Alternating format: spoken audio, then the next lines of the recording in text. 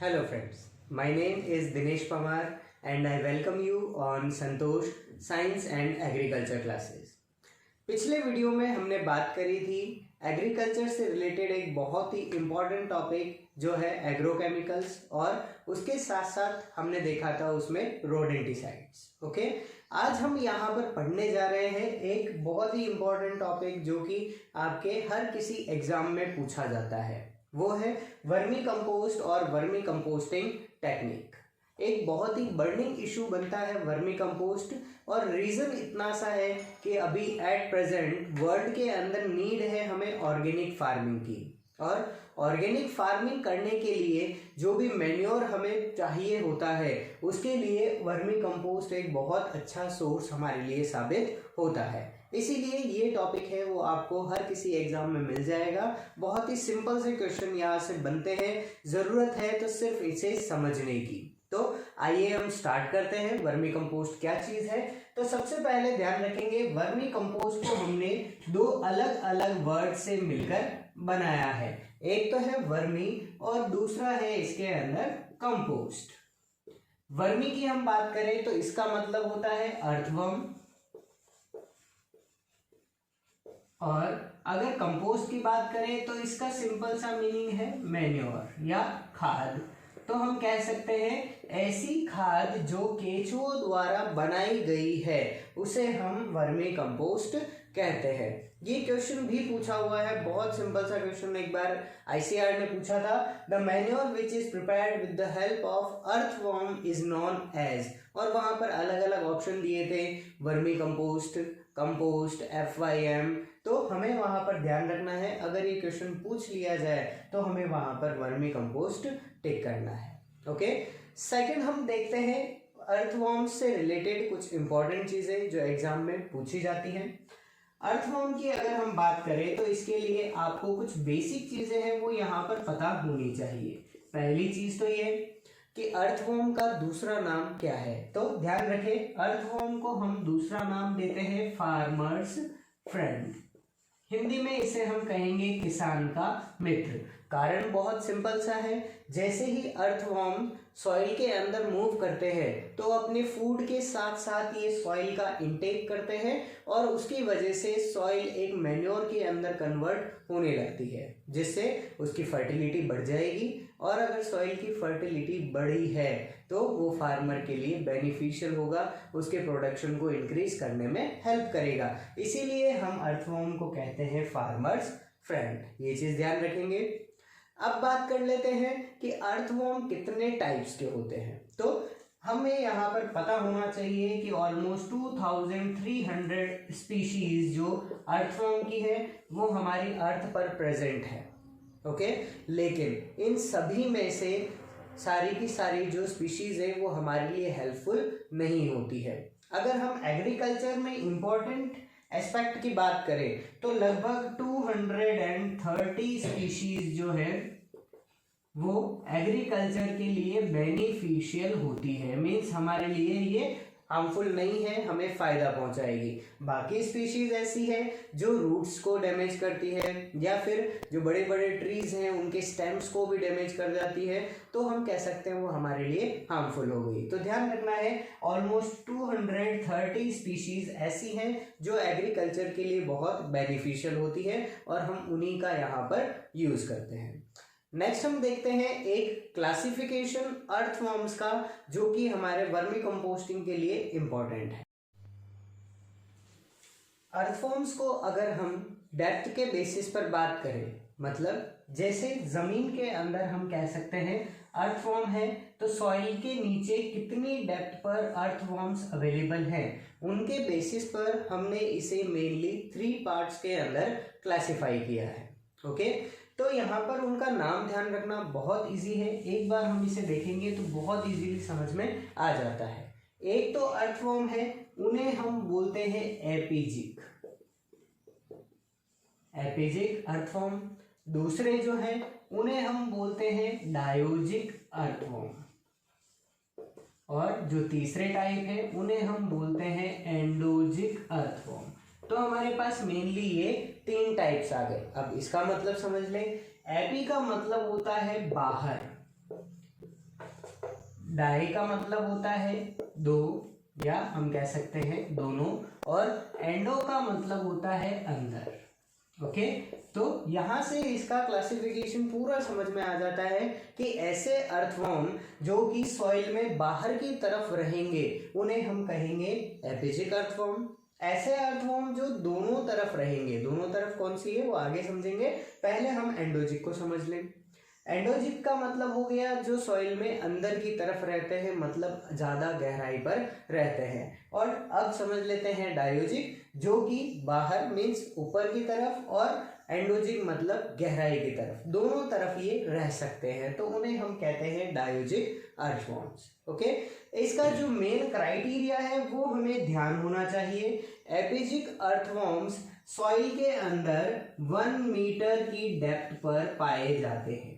मतलब सॉइल में जब भी हम बात करेंगे तो हमारी सॉइल से 1 मीटर की जो डेप्थ है, इस डेप्थ के अंदर ही अंदर ये प्रेजेंट होंगे, इससे नीचे ये प्रेजेंट नहीं होंगे, उन्हें हम कहेंगे एपिजिक अर्थवर्म। तो मींस ये सॉइल में बाहर की तरफ प्रेजेंट हो गए, सॉइल सरफेस से जस्ट पास में प्रेजेंट होते हैं, उन्हें हम बोलते हैं एपिजिक अर्थवर्म्स। ओके, नेक्स्ट हम बात करें एंडोजिक अर्थवर्म्स की। तो एंडोजिक अर्थवर्म्स जो कि सॉइल के अंदर प्रेजेंट होते हैं ज्यादा डेप्थ पर, मींस 1 मीटर की डेप्थ पर तो प्रेजेंट हो गए थे हमारे एपिजिक अर्थवर्म्स। अब 1 मीटर से ज्यादा डेप्थ की बात करें तो यहाँ पर 1 मीटर के बाद 2 मीटर भी आएगा, 3 मीटर भी आएगा।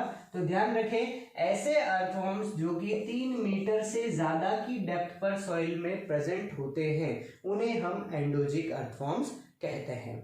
और ऐसे अर्थवर्म जो 1 मीटर से लेकर 3 मीटर तक की डेप्थ में प्रेजेंट होते हैं उन्हें हम कहेंगे डायोजिक अर्थवर्म्स, क्योंकि वो 1 मीटर पे है तो एपिजिक का भी रोल निभा रहे हैं, और 3 मीटर पर है तो एंडोजिक की तरह भी एक्ट कर रहे हैं, तो उन्हें हमने नाम दे दिया डायोजिक अर्थवर्म्स। ओके, अब एग्जाम पॉइंट ऑफ व्यू की बात करें तो एक तो पॉइंट हमने यहाँ पर डिस्कस कर लिया कि एपिजिक अर्थवर्म्स की डेप्थ, डायोजिक की डेप्थ और एंडोजिक की डेप्थ पता होनी चाहिए। ओके, उसके बाद दूसरी बात करें इंपॉर्टेंट, तो यहाँ पर हमें ध्यान रखना है इनका एग्जाम्पल, और एग्जाम्पल आपको डायोजिक और एंडोजिक का ध्यान रखने की कोई जरूरत नहीं है, आपको सिर्फ एपिजिक का एग्जाम्पल याद होना चाहिए। अगर हम बात करें इसके एग्जाम्पल की तो बहुत ही इंपॉर्टेंट है आइसिनिया फोएटिडा। आइसिनिया फोएटिडा जो अर्थवर्म है वो किस टाइप का है, एपिजिक टाइप का है। ओके, इसके साथ साथ हम बात करें तो आइसिनिया फोएटिडा और एक है यहाँ पर फेरेटिमा इलोंगेटा, ये दोनों अर्थवर्म हैं वो एपिजिक होते हैं। अब एक जनरल क्वेश्चन, उसके बेसिस पर हमें बहुत ही इंपॉर्टेंट आंसर यहाँ पर मिलता है। अगर हम बात करते हैं किसी भी प्लांट की जो हमारी सॉइल की सरफेस पर प्रेजेंट है, तो उसकी जो रूट्स होती हैं वो रूट्स कितनी डेप्थ तक मैक्सिमम पहुंच जाती है, तो इसका आंसर आप जानते हैं। अगर हम सीरियल क्रॉप्स की बात करें तो almost 40 centimetre 60 centimetre means less than 1 metre होगी, या फिर अगर हम पल्स या लेग्यूम क्रॉप्स की बात करें तो वो भी ऑलमोस्ट 1 मीटर लास्ट है, इससे ज्यादा वहां पर डेप्थ में रूट्स नहीं जाती। तो यहां से हम कंक्लूड कर सकते हैं कि सॉइल के अंदर जो ऑर्गेनिक मैटर प्रेजेंट है वो ऑर्गेनिक मैटर ऑलमोस्ट 1 मीटर के आसपास सबसे ज्यादा प्रेजेंट है, इससे ज्यादा डेप्थ पर जाएंगे तो ऑर्गेनिक मैटर वहां पर प्रेजेंट नहीं होगा। और यही कारण होता है कि जब भी हमें वर्मी कंपोस्ट की बात करनी होगी हम वहां पर ना तो डायोजिक की बात करेंगे ना एंडोजिक की बात करेंगे, हमको वहां पर कौन से अर्थवर्म्स चाहिए होंगे, एपिजिक अर्थवर्म्स। तो ध्यान रखें एपिजिक अर्थवर्म से उनका हम यूज करते हैं वर्मी कंपोस्ट बनाने के लिए, हम कभी भी डायोजिक और एंडोजिक अर्थवर्म्स का यूज नहीं करते हैं। ओके, आई होप ये दोनों क्वेश्चंस आपको यहाँ पर अच्छे से समझ में आए होंगे। पहला तो हमें ध्यान रखना है इनकी डेप्थ कितनी होती है, दूसरा हमें ध्यान रखना है एपिजिक अर्थवर्म्स के दोनों एग्जाम्पल्स आइसिनिया फोएटिडा और फेरेटिमा इलोंगेटा, और एट लास्ट ध्यान रखना है वर्मी कंपोस्ट बनाने के लिए हम कौन से अर्थवर्म्स का यूज करते हैं। तो ध्यान रखेंगे एपिजिक अर्थवर्म्स का यूज किया जाता है। ओके, अब यहाँ पर हमने एक चीज समझ ली कि ऑर्गेनिक मैटर है वो सॉइल में 1 मीटर की डेप्थ पर सबसे ज्यादा प्रेजेंट है। तो अगर हम बात करें एपिजिक अर्थवर्म्स के फूड की, तो इनके फूड में ऑर्गेनिक मैटर है वो ज्यादा प्रेजेंट होता है और जो सॉइल प्रेजेंट होती है वो यहाँ पर कम होती है। कितनी कम होती है वो क्वेश्चन पूछा हुआ है, तो ध्यान रखेंगे ऑर्गेनिक मैटर होगा लगभग 90% और सॉइल प्रेजेंट होती है ऑलमोस्ट 10%। तो अगर हम यहाँ पर एक रेशो बना ले तो ऑर्गेनिक मैटर और उसके साथ साथ सॉइल का जो रेशो है वो है 9:1।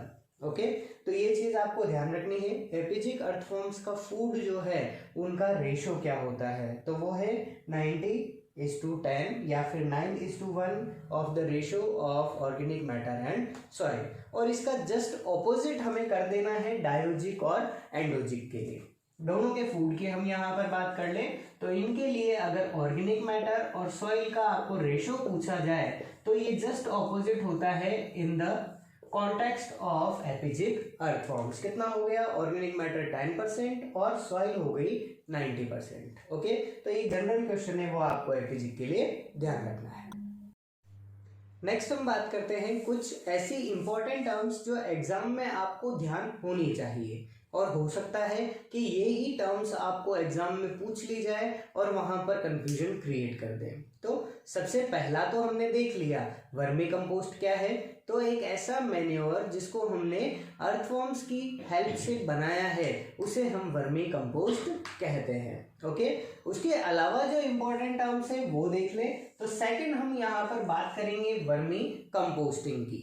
ओके, तो वर्मी कंपोस्टिंग क्या है, ये एक टेक्निक होती है और टेक्निक किसकी है, टू प्रिपेयर वर्मी कंपोस्ट। तो वर्मी कंपोस्ट बनाने की जो टेक्निक है उसे हम वर्मी कंपोस्टिंग कहते हैं। ओके, जैसे कंपोस्टिंग की बात करें तो कंपोस्टिंग क्या है, कंपोस्ट बनाने की टेक्निक। तो ठीक उसी तरह वर्मी कंपोस्टिंग क्या है, वर्मी कंपोस्ट बनाने की टेक्निक होती है। ओके, फिर हम बात करें नेक्स्ट, इसमें थर्ड हमारी इंपॉर्टेंट डेफिनेशन जो है वर्मी कल्चर।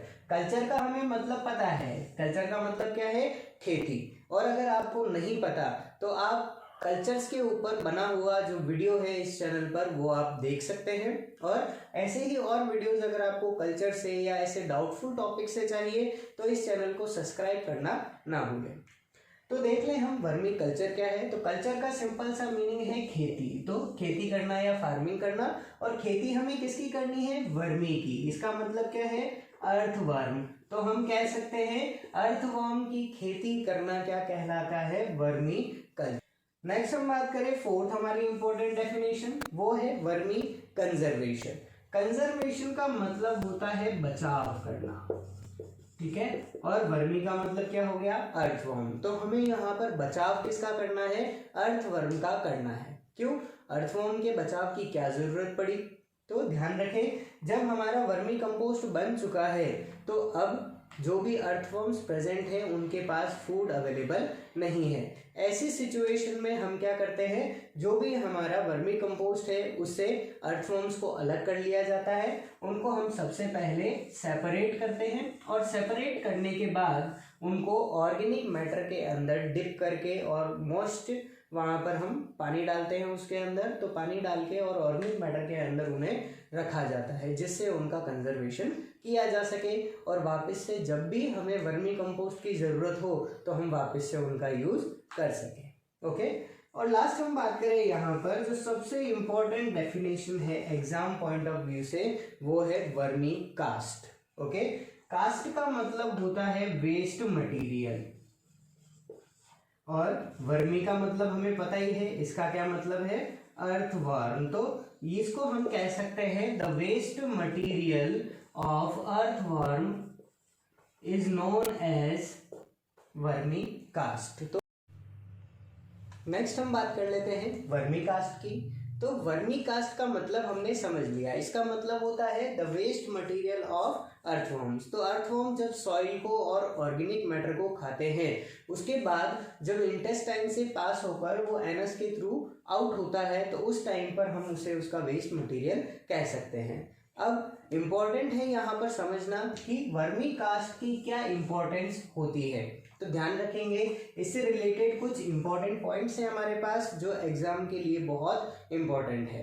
पहली चीज वर्मी कास्ट है, इसके अंदर क्या क्या चीजें प्रेजेंट होती है।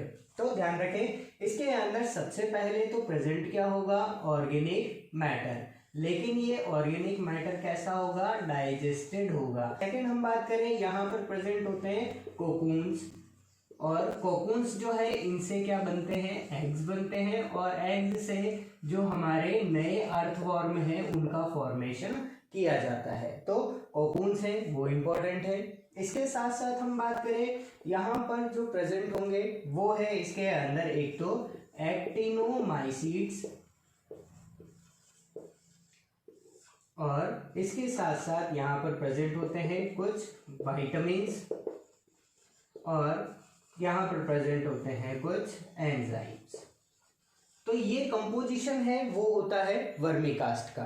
किस तरह से है इसको एक बार समझ लेते हैं। सबसे पहले ऑर्गेनिक मैटर की बात करें तो ये डाइजेस्टेड होगा। अर्थवर्म ने ऑर्गेनिक मैटर खाया और उसके बाद उसको पास आउट किया तो वो डाइजेस्टेड हो गया, और डाइजेस्टेड ऑर्गेनिक मैटर है तो वो बहुत इजीली मैन्योर में कन्वर्ट हो जाता है। ओके, सेकंड बात कर ले कोकून्स की, तो अर्थवर्म के अंदर कोकून से फॉर्मेशन होता है एग्स का, और एग्स से फॉर्मेशन होता है नए अर्थवर्म का। तो जो भी उसके रिप्रोडक्टिव स्ट्रक्चर्स है कोकून्स, वो भी इसमें फॉर्म होंगे। ओके, नेक्स्ट हम बात करें एक्टिनोमाइसीट्स की, तो एक्टिनोमाइसीट्स से कुछ क्वेश्चंस इंपॉर्टेंट हैं, उसके हम यहाँ पर बात कर लेते हैं। एक्टिनोमाइसीट्स जो हैं उसके लिए ध्यान रखेंगे, जब भी बारिश होती है उस समय पर हम देख सकते हैं कि बारिश के बाद एक बिल्कुल सौंधी सौंधी सी खुशबू हमें आने लगती है जो मिट्टी की होती है। तो यहाँ पर ध्यान रखेंगे, ये जो बारिश के बाद खुशबू आती है उसका जो मेन रीजन है वो होता है एक्टिनोमाइसीट्स। सॉइल के अंदर बैक्टीरिया भी है, फंजाई भी है, प्रोटोजोआ भी है, एक्टिनोमाइसीट्स भी है। तो सिर्फ एक्टिनोमाइसीट्स है जिसकी वजह से बारिश के बाद ये खुशबू आती है। दूसरी चीज ध्यान रखनी है, अगर हम वर्मी कंपोस्ट की बात करें तो वर्मी कंपोस्ट में 8 टाइम्स ज्यादा एक्टिनोमाइसीट्स होती है एज कंपेयर्ड टू FYM। तो हमें सीड से फायदा ये है कि जो पौधे होते हैं उनके अंदर अगर हम रोग प्रतिरोधक क्षमता की बात करें या कीट प्रतिरोधक क्षमता की बात करें, तो ये जो रोग प्रतिरोधकता और कीट प्रतिरोधकता है उसका मुख्य कारण होता है एक्टिनोमाइसीट्स। वो सॉइल के अंदर दूसरे हार्मफुल ऑर्गेनिजम्स को किल कर देते हैं, तो इस तरह से वो प्रतिरोधकता प्रोवाइड करेंगे। तो FIM अगर हम यूज करें तो वो भी अच्छा है, लेकिन वहां पर एक्टिनोमाइसीट्स कम है तो वहां पर रोगों के लगने के चांसेस ज्यादा हो गए। लेकिन जब हम वर्मी कंपोस्ट यूज करेंगे तो वहां पर रोगों का जो आक्रमण है वो बहुत कम हो जाता है, तो इसीलिए हमारे लिए ये बहुत ज्यादा हेल्पफुल हो जाता है। नेक्स्ट हम बात करें, इसके अंदर प्रेजेंट है कुछ विटामिन, जैसे जो वाटर सोल्यूबल विटामिन है हमारे पास, विटामिन B और विटामिन C। इसके साथ साथ जो फैट सोल्यूबल विटामिन है विटामिन A, D, E और K, तो ये सारे उसके अंदर प्रेजेंट होते हैं। और एट लास्ट हम बात कर ले एंजाइम्स की, तो एंजाइम्स के अंदर जो प्लांट की ग्रोथ को प्रमोट करने के लिए सबसे ज्यादा इंपॉर्टेंट हॉर्मोन्स है कौन से, ऑक्सिन्स। तो वर्मी कंपोस्ट के अंदर ऑक्सिन्स भी प्रेजेंट होते हैं। तो यहाँ से हम ये चीज कंक्लूड कर सकते हैं कि ऑक्सिन्स प्रेजेंट है, तो FIM के कंपैरिजन में जब हम वर्मी कंपोस्ट का यूज करेंगे तो उस टाइम पर प्लांट की जो ग्रोथ है वो ग्रोथ बहुत अच्छी होगी। तो इस तरह से वर्मी कास्ट जो है वो हमारे लिए हेल्पफुल होती है, और FIM के कंपैरिजन में वर्मी कंपोस्ट का यूज करना हमारे लिए बहुत ज्यादा हेल्पफुल हो जाता है। हम बात करते हैं method of preparation of vermi compost. तो यहाँ पर एक चीज मैं आपको बताना चाहूंगा, वर्मी कंपोस्ट बनाने की प्रक्रिया हम यहाँ पर समझ रहे हैं, और आप अपने आसपास के जो लोग हैं उनके साथ इसको शेयर करें, और अगर आप किसी फैमिली से बिलोंग करते हैं जो फार्मिंग के अंदर इंडल्ज हैं तो आप अपने घर में भी दूसरे लोगों को बताएं कि हम वर्मी कंपोस्ट क्यों यूज़ करें, इसके फ़ायदे क्या हैं और किस तरह से हम इसको बना सकते हैं। तो आइए समझ लेते हैं किस तरह से बनाएंगे। कुछ चीज़ों का हमें पहले यहाँ पर ध्यान रखना होगा। क्या क्या ध्यान रखेंगे वो समझ लें। सबसे पहली चीज, वर्मी कंपोस्ट बनाने के लिए हमें एक समतल जमीन की आवश्यकता है, और समतल जमीन भी ऐसी होनी चाहिए जिसके ऊपर कोई छायादार स्थान हो। ऐसा नहीं कि आपने इसे बिल्कुल सीधा सूर्य की किरणों के सामने उसे बना रहे हैं। तो ध्यान रखना है, एक छायादार स्थान होना चाहिए जहां पर हम वर्मी कंपोस्ट बनाते हैं। कारण बहुत सिंपल सा है। कारण क्या है कि जो अर्थवॉर्म है वो कैसा ऑर्गेनिज्म होता है, नॉकटर्नल। नॉकटर्नल का मतलब होता है रात्रिचर। ओके, तो ये एक रात्रिचर एनिमल है जो क्या करेगा, जिस जगह पर अंधेरा है या बहुत कम रोशनी है वहीं पर अपना कार्य कर सकता है। अगर आपने इसे सूरज की रोशनी में सीधा रखा तो अर्थवॉर्म है वो सॉइल में नीचे चले जाएंगे और वर्मी कंपोस्टिंग का कार्य नहीं होगा। तो पहली चीज ध्यान रखेंगे। उसके बाद ध्यान रखना है कि यहाँ पर हमें एक छोटा सा गड्ढा बनाना है, ठीक है। और गड्ढा भी नहीं बना सकते तो कोई बात नहीं, हमको सिर्फ एक समतल जमीन पर एक जगह मार्क करनी है जिसकी लंबाई और चौड़ाई हमें ध्यान होनी चाहिए। तो अगर हम ऐसी जगह की लंबाई की बात करें तो एक बेड बनाने के लिए लंबाई होती है लगभग 40 से 50 फीट। तो 40 से 50 फीट की लंबाई होगी। और अगर इसकी चौड़ाई की बात करें तो इसकी जो चौड़ाई हमें यहाँ पर रखनी है, इसकी ब्रेड्थ हम रखेंगे, वो रखेंगे 3 से 4 फीट। ओके, और यहाँ पर आपको लंबाई की ध्यान नहीं रखना है। लंबाई आप जितनी चाहे उतनी रख सकते हैं अपनी सुविधा के अनुसार। इसको आप 20 फीट भी रख सकते हैं, 50 फीट भी रख सकते हैं, वो हमारी जगह के ऊपर है। लेकिन इसकी जो चौड़ाई है वो बहुत इंपॉर्टेंट है। इसको हमें 3 से 4 फीट ही रखनी होती है, इससे ज़्यादा नहीं रखी जाती है। कारण बहुत सिंपल सा है, अगर 3 से 4 फीट से ज़्यादा चौड़ाई हुई तो अर्थवॉर्म बहुत दूर दूर फैल जाएंगे और वर्मी कंपोस्टिंग की जो प्रक्रिया है वो बहुत कम हो जाएगी। तो उससे बचाने के लिए हम इसको लगभग 3 से 4 फीट का ही रखते हैं ताकि हम बहुत आसानी से वर्मी कंपोस्ट की जो प्रोसेस है उसको कर सकें। ओके, अब इसके बाद जो भी यहाँ पर हमारे बर्ड्स होते हैं, जो चिड़ियाएँ हैं या फिर और भी दूसरे हमारे जो जानवर हैं जो अर्थवॉर्म्स को खा सकते हैं, उनसे बचाना ज़रूरी है। तो हमें ऐसी जगह पर उसे बनाना है जिस जगह पर बड़ी बाउंड्री ज़रूर हो, बिल्कुल खुले स्थान पर इसे नहीं बनाना चाहिए। ओके, और चीज़ हमें यहाँ पर ध्यान रखनी है कि जब भी हम यहाँ पर वर्मी कंपोस्टिंग के लिए बेड बनाएंगे तो ये किसी ऊंचे स्थान पर होना चाहिए। ऐसा नहीं हो कि हमने यहाँ पर बेड तो बना दिया और बारिश हो जाए और फिर वो सारा का सारा जो हमारा ऑर्गेनिक मैटर है वो बह जाए। तो ऐसी जगह पर भी हमें यहाँ पर ये बेड नहीं बनाने चाहिए। ओके, और लास्ट और सबसे इम्पॉर्टेंट चीज़ ध्यान रखेंगे, जब भी हम बेड बनाएंगे तो वहाँ पर हमें ध्यान रखनी है एक तो रिलेटिव ह्यूमिडिटी, मतलब वहाँ पर जो आर्द्रता है वो कितनी होनी चाहिए। तो आर्द्रता लगभग रखी जाती है 30%, और हमें वहाँ पर तापमान का भी ध्यान रखना पड़ता है कि तापमान कितना हो, ना तो कम होना चाहिए और ना बहुत ज़्यादा होना चाहिए। तो ध्यान रखेंगे तापमान लगभग होना चाहिए 25 से 30 डिग्री सेंटीग्रेड, या हम कह सकते हैं ये जो हमारा रूम टेम्परेचर है उस पर हमें इसे यूज करना है। ज़्यादा टेम्परेचर होगा तो भी हानिकारक है और कम टेम्परेचर है तो भी अर्थवॉर्म्स के लिए वो हानिकारक होता है। ठीक है, तो इसको ध्यान रखेंगे। फिर हमने बेड भी बना लिया, अब क्या करना है, सबसे पहले यहाँ पर हमें एक लेयर बिछानी है, और ये जो लेयर है वो होनी चाहिए 3 इंच की। तो एक 3 इंच की हमें यहाँ पर लेयर बनानी है। किसकी बनाएंगे वो इम्पोर्टेंट है। ठीक है, तो हम यहाँ पर जो भी हमारा क्रॉप रेसिड्यू है, मीन्स हमारी जो फसलों का जो भी अवशेष बचा है, जैसे गेहूं काटे तो उसका जो भूसा बच गया वो है, या फिर कोई भी क्रॉप हार्वेस्ट हुई है तो उसके पत्ते या फिर उसके डंठल के छोटे छोटे टुकड़े, जो भी क्रॉप रेसिड्यूज है उससे हम सबसे पहले 3 इंच की एक पूरी यहाँ पर एक लेयर बना लेते हैं। ओके, जब ये लेयर हमने बना ली तो उसके बाद हमें इसके ऊपर एक और लेयर बनानी है। ओके, ये जो नेक्स्ट लेयर यहाँ पर हम बनाएंगे इसके लिए ध्यान रखना है, ये लेयर बनी हुई होनी चाहिए ऑर्गेनिक मैटर से। मतलब क्या है, इसका जो डंग या फिर गोबर है उसके द्वारा हम जो दूसरी लेयर है वो यहाँ पर बना लेते हैं। ठीक है, यहाँ पर ध्यान रखना ये चीज़ को कि जब भी हम ये फर्स्ट लेयर बनाएंगे और जब भी सेकंड लेयर बनाएंगे, दोनों के अंदर हमें यहाँ पर उसे गीला रखना बहुत ज़रूरी है। हम कभी भी इसे सूखा नहीं रख सकते। अगर हमने इसे ऐसे ही सूखा रख दिया तो अर्थवॉर्म्स अपना एक्शन नहीं कर पाएंगे, क्योंकि उनके लिए 30% जो ह्यूमिडिटी है वो हमेशा रिक्वायर्ड होती है। ओके, उसके बाद जो नेक्स्ट हम यहाँ पर लेयर बनाएंगे, उस लेयर के अंदर यहाँ पर इंक्लूड होंगे अर्थवॉर्म्स।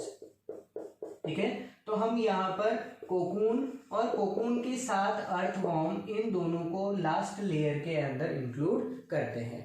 ओके, तो हम यहाँ पर 1 मीटर स्क्वायर के हिसाब से, जैसे हम बात करें 1 स्क्वायर मीटर है तो उसके हिसाब से लगभग 800 से 1000 केंचुए हैं वो यहाँ पर इनके ऊपर रखते हैं। ठीक है, और ये जो केंचुए हैं वो आपको केवीके के थ्रू या फिर जहाँ पर भी हम वर्मी कंपोस्टिंग करते हैं वहाँ से बहुत इजीली आपको मिल सकते हैं।